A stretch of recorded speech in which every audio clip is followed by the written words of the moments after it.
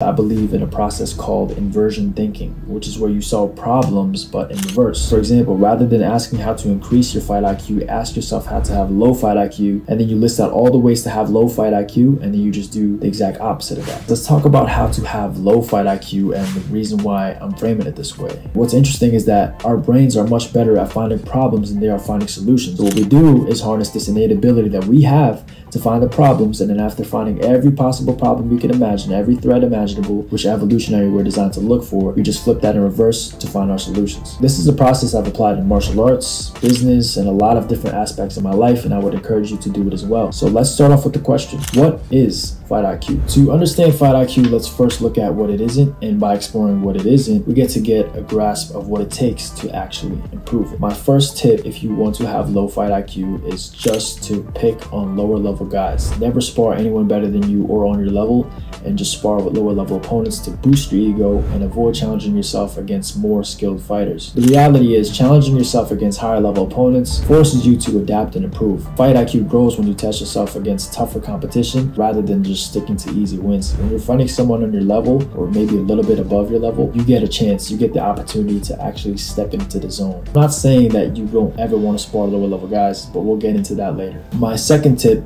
to having low fight IQ: just spar and don't focus on anything specific. Just do it as a cardio session and just stick to casual sparring sessions without any specific goals or focus. Just try to go through the motions without really trying to improve. And the truth is, focused training sessions help you target specific weaknesses and improve faster. Fight IQ increases when you work on specific skills, strategies, rather than just going through the motions. Tip number 3, if you want to have low fight IQ, always avoid lower level guys because you feel like you're way better than them, and you should just stick to fighting opponents above your level or at your level. Low level guys who are in the gym, who are just starting out, you can still benefit with them by training with them. What I do personally is I handicap myself. Let's say I have a weak lead kick.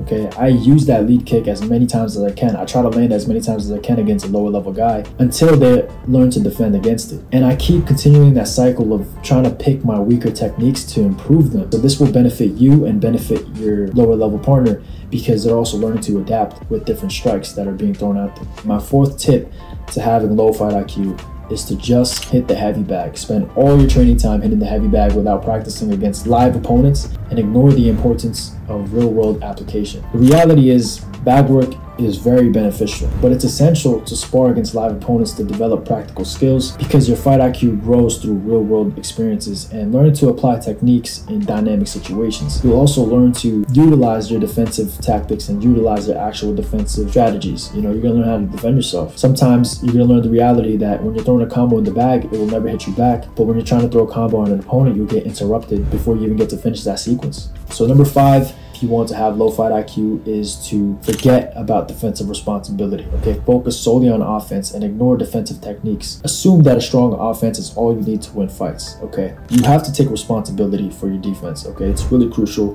when you want to improve your fight IQ. Learn defensive techniques and help yourself anticipate your opponent's counters and attacks to make you a more well-rounded fighter. You want to rely solely on physical traits. Depend heavily on your strength, your speed, your brute force to win fights, and focus on overpowering your opponents with your natural athleticism, assuming that raw power and quick reflexes will give you the upper hand. Relying solely on physical attributes may bring short-term success, but it limits your growth. Outthink your opponent rather than just overpowering them. Physical traits can be matched or countered by a well-prepared opponent, and adaptability can create opportunities that brute force alone cannot.